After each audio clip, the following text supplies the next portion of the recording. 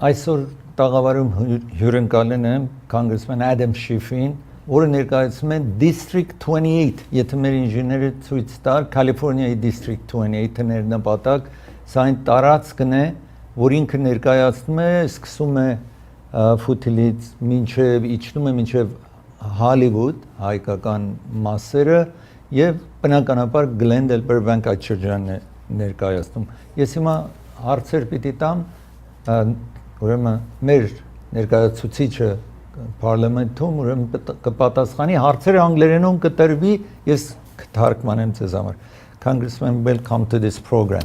Thank you. It's great to be with you, Vrej. Thank you. So I want to ask you the first question. We go to genocide recognition, which you tried for years and years. So as the question is on the screen, ուրեմն հարցը այսպես է, արդյոք առիթը կա ընդունելու հայոց ցեղասպանությունը եւ կարծում եք, որ ճշմարտությունը եւ արդարությունը վերջը կդրսևորվի թե ոչ։ Well, whenever there's a new president, there's always the hope that the president might recognize the Armenian genocide. Of course, our last president, Obama, promised to recognize it but did not. Nonetheless, we were disappointed last year when President Trump, in his first opportunity before there was a precedent in his administration, chose not to recognize the genocide. But there's another opportunity this year, and he has a different national security team this year than he did before. When Mike Flynn was in place, there was, I think, a close relationship to Turkey that may have been problematic in terms of genocide recognition. Now, though, Mike Pompeo is the nominee for the State Department. Now, in Congress, where I served with Mike Pompeo, he was not supportive of the recognition of the genocide. He was, in fact, a member of the Turkish caucus, which is of concern. John Bolton, who I have a lot of concerns about as a warmonger, nonetheless has not been a big supporter of Erdogan's. And during that abortive coup attempt, made public comments that he would not be upset to see Erdogan go. So unclear what kind of influence Bolton will be on this particular issue. But like so many things, the president responds often to what he sees on Fox. So the best way to lobby him potentially on the genocide is to get people to go on Fox News, or better yet, to get the commentators on Fox News in the morning to say, hey, the president should do this. The president of the United States can do something Barack Obama never did. He can do something that George W. Bush never did. That may be the right way to appeal this president. I am concerned, though, that the president has business interests in Turkey with his Trump Towers. And so much of what seems to guide the president's policy is his financial interests. So that may be something that we have to overcome. In terms of the Congress, it's been a struggle to get either a Democratic Congress or a Republican Congress to recognize the genocide. What may be working in our favor over time is just how much Turkey is drifting away from the United States. The degree to which Turkey has become an authoritarian country under Erdogan. It's now the leading jailer of journalists in the world. The degree to which Turkey is now cozying up to Russia and Iran, purchasing weapon systems incompatible with NATO. It's causing, I think, a lot of members of Congress to question this whole relationship with Turkey, and that may inure to our benefit in recognizing the genocide. Okay.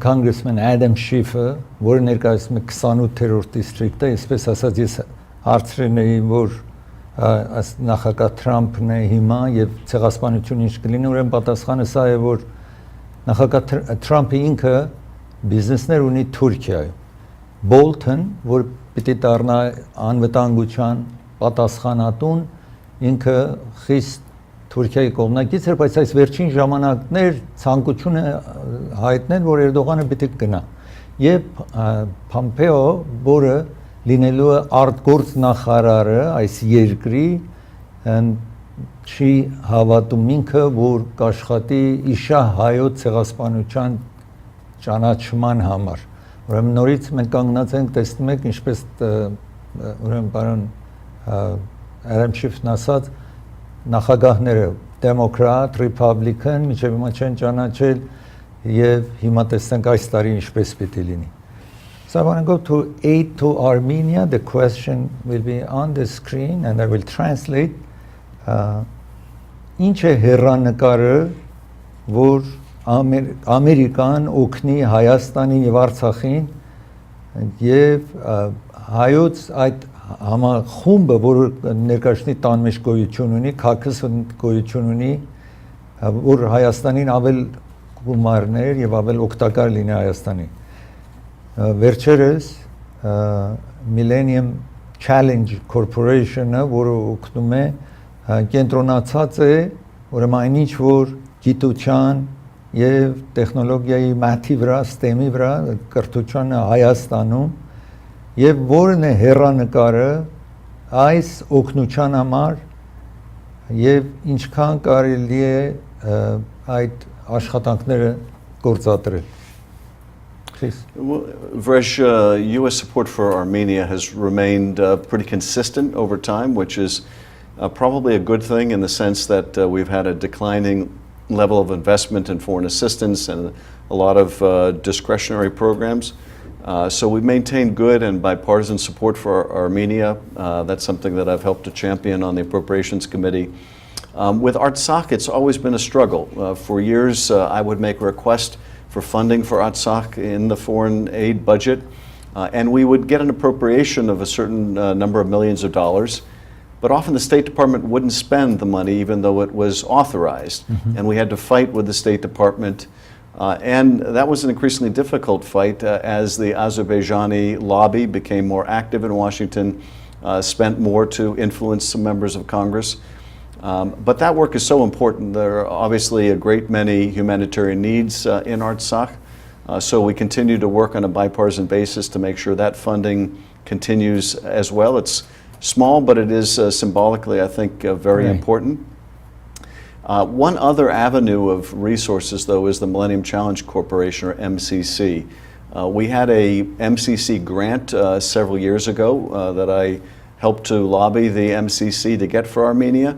That went to some of the rural areas in terms of its roads and infrastructure to get crops to market.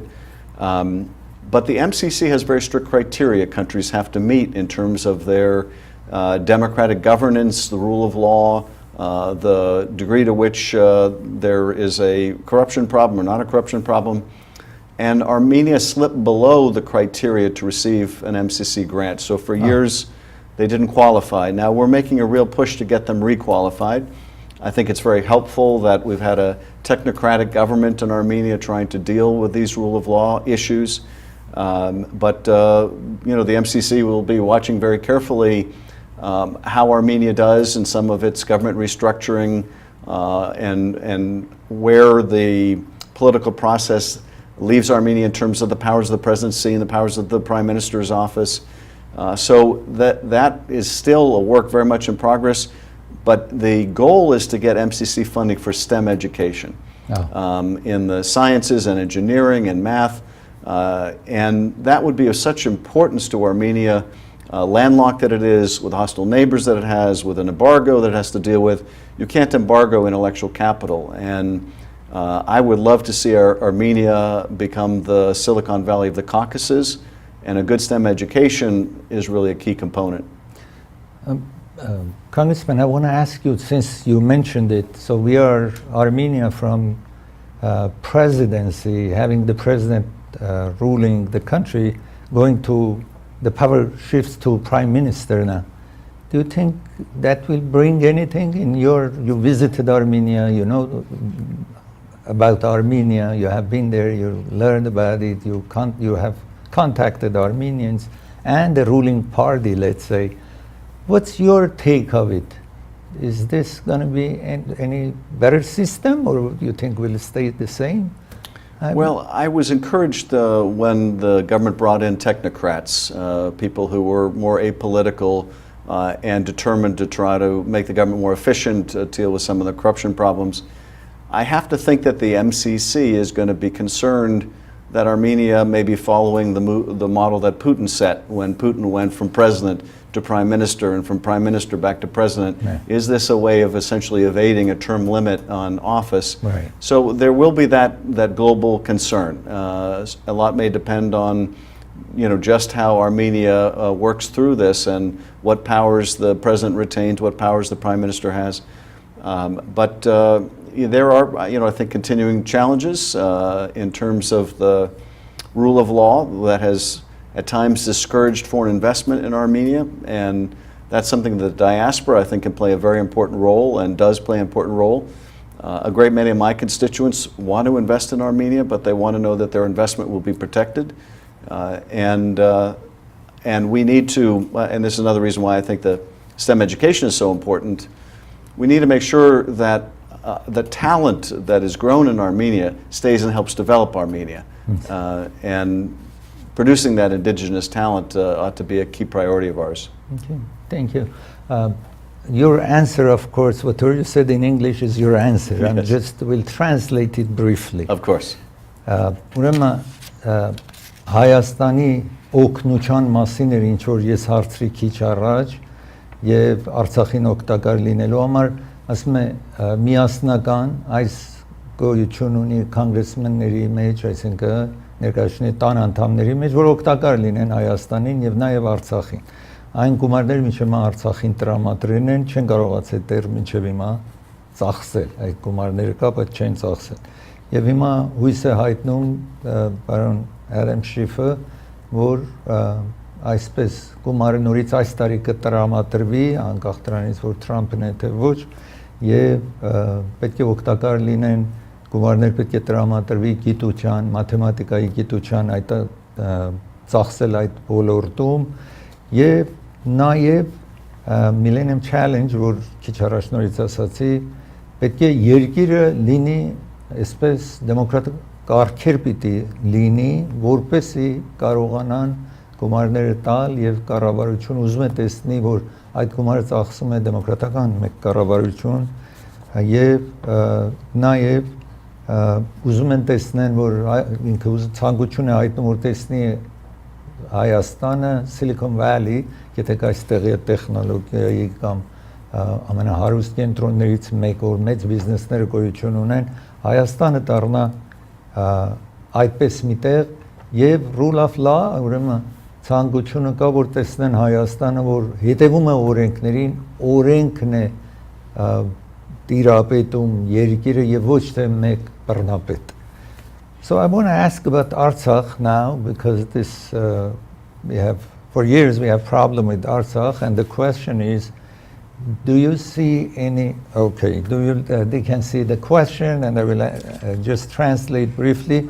որ արդյոք ապագա հեռանկար կա, որպեսի այս սառեցրած վիճակը, այսինքն երկու երկրների Հայաստան, Ադրբեջանի այդ կոնֆլիկտը, որ վերանա, ուրեմն այդ սառեցրած վիճակը վերանա, եւ Ադրբեջանի գիտեք հարցակողական այդ վիճակը դեռ մնում է տեղում եւ ուրեմն նաեւ OSCE, որ եվրոպական Մինսկի խումբը մի աշխատանքներ կատարի, որպեսզի այսպես բախումներ տեղի ունենա Հայաստանի Արցախի միջև, վերջերս Հեյլո, որը ականների մասին աշխատանք էր տանում, մաքրագործում էր ականների 3 աշխատողներից իրենցը հենց այդ ականի պայթումի հետևանքով մահացան Արցախում, ասում եք դուք արդյոք տեսնում եք, հարցը այսպես է, որ արդյոք դուք տեսնում եք, որ Ամերիկան որ օգնի, որպես այդ ականները ձերբազատում են ականներից, այսինքն գումարներ տա մարդասիրական աշխատանք կատարի Արցախում։ Yes. Yeah. This is, I think, one of the most serious concerns in terms of hotspots around the world, and that is that line of contact between Azerbaijan and Artsakh and Armenia. We're now just after the 2-year anniversary of the war in 2016 that claimed so many lives. And I think the problem is you've had Azerbaijan putting all this money into its military. You have a rising level of discontent within Azerbaijan. And one of the plays that autocrats use is when the domestic discontent rises, they provoke a foreign confrontation to get people to rally around the flag. And I'm deeply worried that that's what Aliyev may do. The most important thing I think the United States and the Minsk Group can do is insist on the installation of ceasefire monitoring equipment along the line of contact, so that when Azerbaijan provokes, the responsibility can be laid at their feet. Now, Azerbaijan is resisting this, but we need to fight for this. And I am concerned that Russia may not have a motivation to resolve this conflict. Russia, throughout its history, has been in the business of creating frozen conflicts, not resolving them. And they created a conflict, frozen conflict in Ukraine. They've done some in Georgia, Moldova, and elsewhere. And they may wish to keep this conflict brewing so that Armenia continues to be reliant on Russia, Azerbaijan continues to be reliant on Russia. We see how just dangerous it is in the loss of these wonderful Halo trust workers that were doing demining operations. That job is almost done. They've done miraculous work, but it remains very dangerous. There are people, farmers, children who continue to be maimed or killed by these unexploded ordnance. And that work has to go on, and it will certainly have my support, and I hope the support of the U.S. government. Okay. Ուրեմն ինչպես տեսնում եք նախ այսինքն պարոն Ադամ Շիֆ ասում է 2016-ին 2 տարի առաջ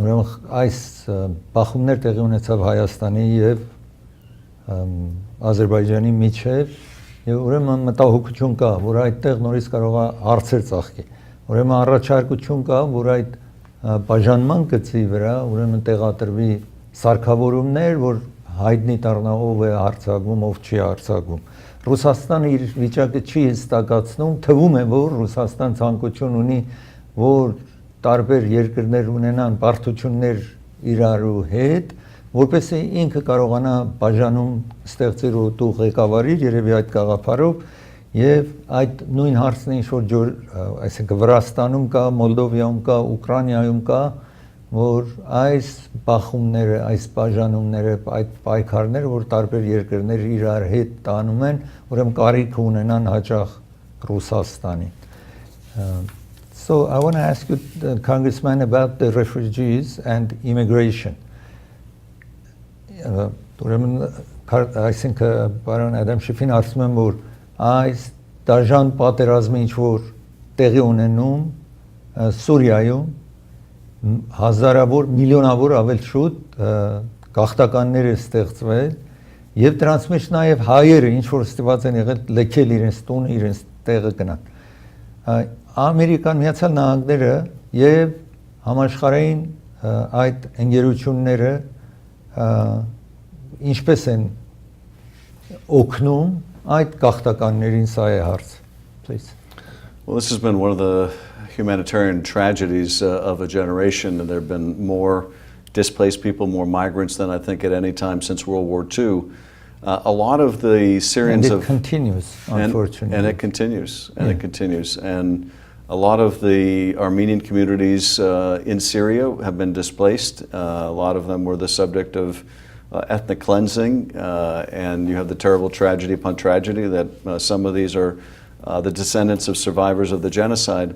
But they resettled in Armenia, a great many, and Armenia welcomed them, made them citizens. And ironically, the impact of that act of generosity by Armenia was to be penalized in terms of foreign assistance, because refugees qualify for higher levels of assistance than citizens. We shouldn't be punishing countries that are not only doing the right thing but going beyond it the way Armenia has. And so we've been fighting to make sure that a substantial portion of U.S. foreign assistance and support from the UN that goes to refugees goes to Armenia to help defray the costs of these refugees.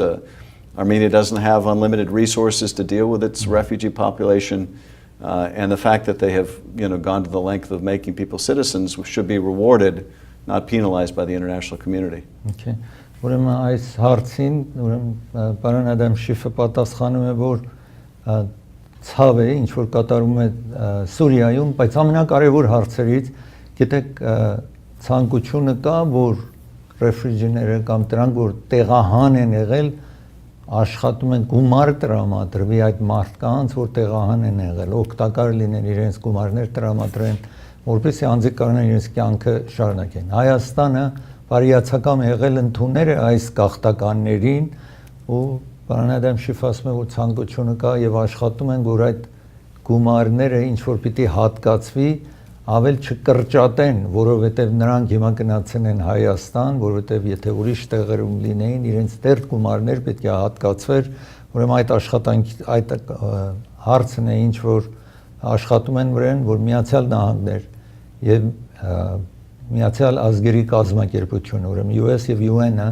երկուսը իրենց այդ գումարները ինչ որ տրամադրում են օգտակար լինելու այս մարդկանց ինչ որ պատերազմի հետևանքով տեղահան են եղել, ուրեմն գումարներ նաև տրամադրի նրանց, ինչ որ գաղթեն են Հայաստան ու բնակվում են Հայաստանում։ Human rights democracy in Turkey, you know, and Azerbaijan is in dire situation, and the question is on the screen. Ուրեմն այսպես ես հարցնում եմ պարոն Ադամ Շիֆին, որը 28-րդ դիստրիկտի ներկայացնում է Միացյալ Նահանգների ներկայացնի տան մեջ, այսինքն ներկայացնում է նրանք, որ Glendale Burbank ապրում են, ուրեմն ասում է, որ այսպես մարդկային իրավունքները Թուրքիայում, Ադրբեջանում ոտնակող են լինում, ազատ արտահայտվելու, այսինքն անձը չի կարող ազատ արտահայտվի կամ իրեն ձերբակալում են եւ դրանց մեջ նաեւ լրագրողներ։ Ամերիկայի հարաբերության վրա այս հարցը Թուրքիայի հետ ինչպես է ազդում եւ Հայաստան եւ հայկական հարցին ինչպես պիտի ազդի։ Անցյալ տարի Էրդողանի, գիտեք, ես ցույց ցուցադրել էի Էրդողանի security-ին կամ իրեն պահապանները ծեծեն էին ժողովրդին Ամերիկայի մեջ Վաշինգտոն DC-ում Եվ անցյալ շաբաթ ես իհարկե հաղորդեցի, որ 15-ից 11-ը ազատ են արձակել։ Արդյոք դուք համաձայն եք այս հարցին, թե ոչ, դա հարցն է, ինչ որ ես հիմա պիտի կարդացել է հարցը մեր Ադամ Շիֆ մեր ներկայացուցիչը պիտի պատասխանի։ There's been a real deterioration in human rights in Azerbaijan and in Turkey. I had the opportunity, I went to an OSCE Minsk group parliamentary meeting that was actually in Baku and had the opportunity to support motions in that parliamentary assembly by Armenia calling for a peaceful resolution of the conflict, calling for the installation of ceasefire monitoring equipment. But I also met with families of those that were being incarcerated in Azerbaijan because they were journalists. And they were reporting about corruption within the Aliyev regime. Similarly, I met with a young woman last year who would be beaten days later by Erdogan's security forces in Washington, D.C. She ended up in the hospital. Erdogan not only feels emboldened to be beating people back home, imprisoning journalists, but he felt that he could watch blithely from his limousine as his security thugs beat people in the streets of America, in the nation's capital. Now, many of those people were charged, and this is concerning, of the 14 people charged, 11 of those people, the charges were dropped the day before Rex Tillerson was to meet with Erdogan. Now, the Justice Department, State Department say the two are unrelated, that the dropping of those charges had nothing to do with the meeting. But they claim that there was insufficient evidence as to those 11, that those were the 11 right people. If those weren't the right people, we need to find out who the right people are, and if those were the right people, we need to make sure we can develop the necessary evidence. Anyone who was involved in that needs to be brought to justice, and we need to put pressure on Turkey to deliver those responsible so that they can be brought before our courts. It concerns me greatly that the president, our president, has been mute about this. He seems to have a great fondness for autocrats, including Erdogan, but his unwillingness to confront Turkey on this is a license to commit further acts of violence against peaceful demonstrators. So we need to speak up, and we need to make sure these people are brought to justice. Թուրքիայում Ադրբեջանը մարդկային իրավունքները ոտնակող են լինում եւ ահա այսպես այդ հարցն է ինչ որ ցանկություն ունեն եղել են ժողովներ OSCE ուրեմն ժողովում Բաքվում որ ուրեմն այդ սահմանի վրա Հայաստան ասենք Ղարաբաղ Թուրքիա Ադրբեջանի սահմանի վրա տեղադրվի սարքավորումներ որ կարողանան հասկանան ով է խախտում այդ խաղաղ դիրքը ինչ որ հիմա գոյություն ունի դա այն հարցերից է որ հետևեն են եւ հետևում են իսկ եթե հիշեք անցյալ տարի Էրդողանի ուրեմն թիկնապահները ծեծեցին մարդկանց եւ Ամերիկայի կառավարությունը 15 հոգու ուրեմն դատ բացարին մեղավոր հանեցին թեև այստեղ չէին ես այստեղ հեռուստատեսությամբ ցուցադրել եմ որ ինչպես Էրդողանը դիտում է եւ ինչպես կոնգրեսմենը ասաց այստեղ եւ հետո հանկարծ այդ բոլորի երբ որ Թիլերսեն որը արտգործնախարարն Ամերիկայի պետք է գար Թուրքիա հանդիպեր մեկ անգամից այդ ինչ որ դատեր բացվի իրենց դեմ ուրեմն չեղյալ համարեցին ասելով որ սրանք կարող է այն մարդիկ չեն եղել ինչ որ դատը բացված է իրենց դեմ պետք է գտնեն ով է մեղավոր եղել այլն այսպես գիտեք Թուրքիան այդ աշխատանքում իհարկե սա ես եմ ասում միշտ գիտեն ինչպես վերաբերվել I just want to ask because I'm reporting every day actually and days passed by the time we learned that those charges has been dropped for those 11 people which you mentioned a little bit earlier. Did you know about it that on time that we dropped the charges against or you learned it afterward? No, I learned about it the way most people did by reading about it in the press. Right. And one of the things that greatly concerns me is not only are members of Congress learning about these things long after the fact, even people within the cabinet of the United States are learning about things, not because they're part of a process of decision making or consultation, but because they see the president say something or tweet something. Secretary Mattis, I'm sure, got a hell of a shock last week when the President of the United States said we're pulling our troops out of Syria very soon. Now, I'm deeply concerned about the Kurds being massacred by the Turks. The Kurds were our best ally in the fight against ISIS in Syria. They were very capable fighting people. They lost a lot of lives, and I want to make sure we don't abandon the Kurds. But Congress had no notice that there was going to be a change in our policy vis-a-vis the Kurds. I'm sure the Secretary of Defense had no idea, and this is part of the chaotic nature of this administration. Ես իրեն արցում եմ պարոն Ադամ Շիֆին, որ ինքը գիտեր, որ հանկարծ այդ ինչ որ դատ պիտի բացվեր 11 թուրքերի դեմ, որը թիկնապահներն են Էրդողանի, ծեծեն էին ժողովրդին, ինչ որ եկեն էին ցույցերի Վաշինգտոնում, եւ ասում են ինքն էլ չի իմացել, ուրիշներն էլ չեն իմացել, եւ մի անգամից ինչ դատը ուրեմն թողեցին եւ ասին հետո պիտի գտնեն ճիշտ անձնավորություններ, որ այսպես ծեծեն են հանրությանը, որ ցույցերի են գնացել։ Եվ ինքը նաև այսինքն պարոն Ադամ Շիֆը ասաց, որ Secretary Mattis, այսպես պաշտպանության նախարարը անգամ երբեմն զարմանքի է գալիս, որ ինչ է կատարվում այդտեղ, այսինքն Թրամփի միջոցով։ Congressman Schiff, I want to ask you about President Trump. Do you meet him personally just recently?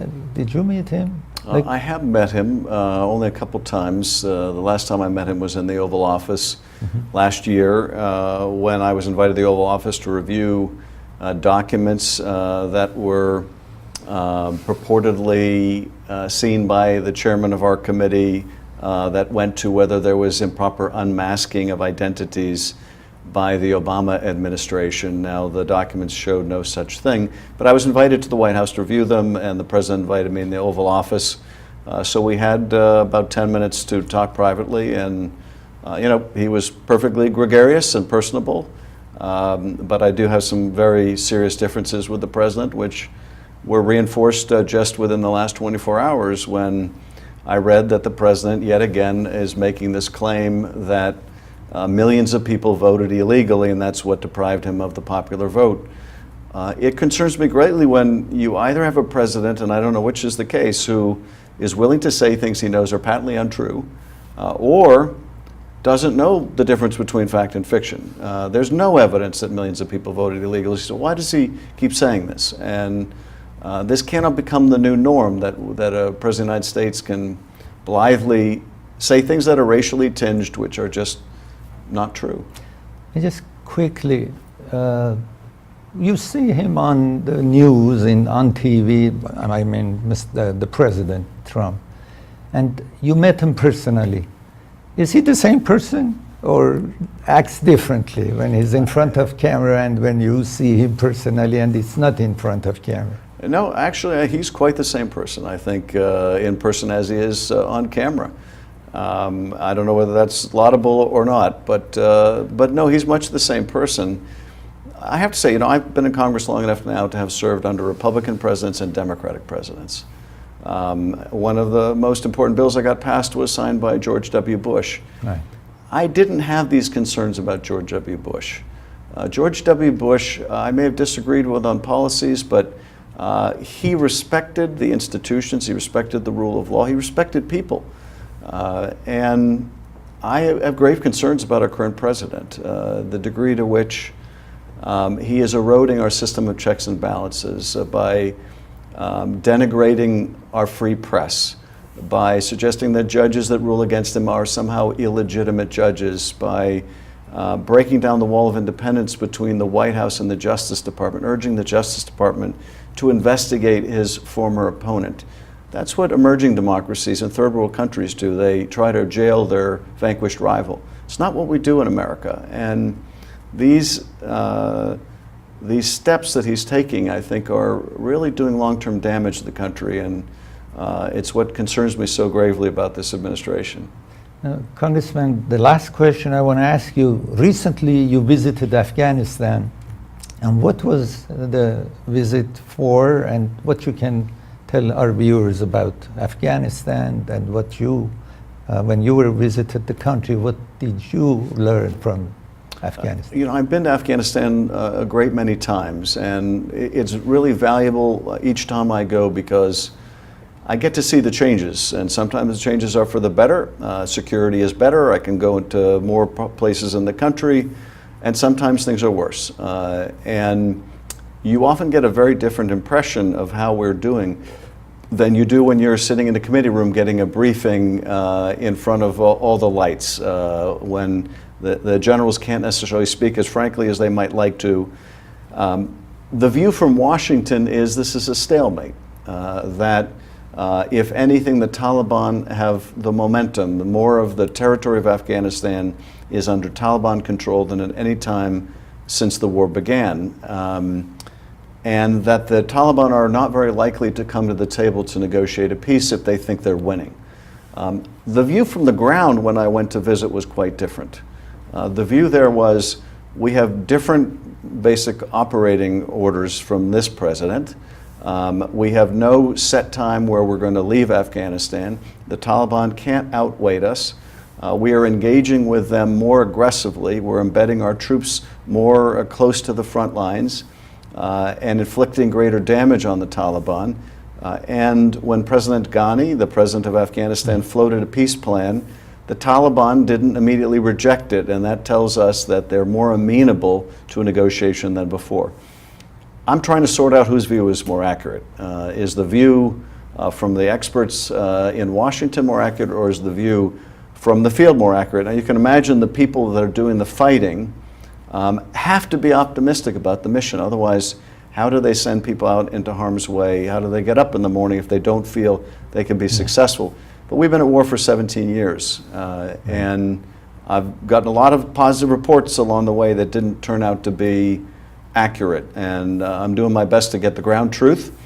The other purpose of my being there, Vrej, is really just to say thank you to these men and women in uniform who are just uniformly impressive. They sacrifice their time and energy and life. Absolutely, and they're so dedicated, and we're lucky to have them, the very best of the country. And still it's going on, the longest running war in the history of the United States. Yep. Yep. Okay. Congressman, thank you for coming and hopefully you'll come back soon. I look forward. Thank you, Vrej. Բարեկամներ, այսպես Congressman Adam Schiff-ը 28-րդ դիստրիկտի ներկայացուցիչն էր մեր գրասենյակում եւ ես ցես պիտի հանդիպեմ ամեն օր, մինչ նոր հանդիպում ցտեսի։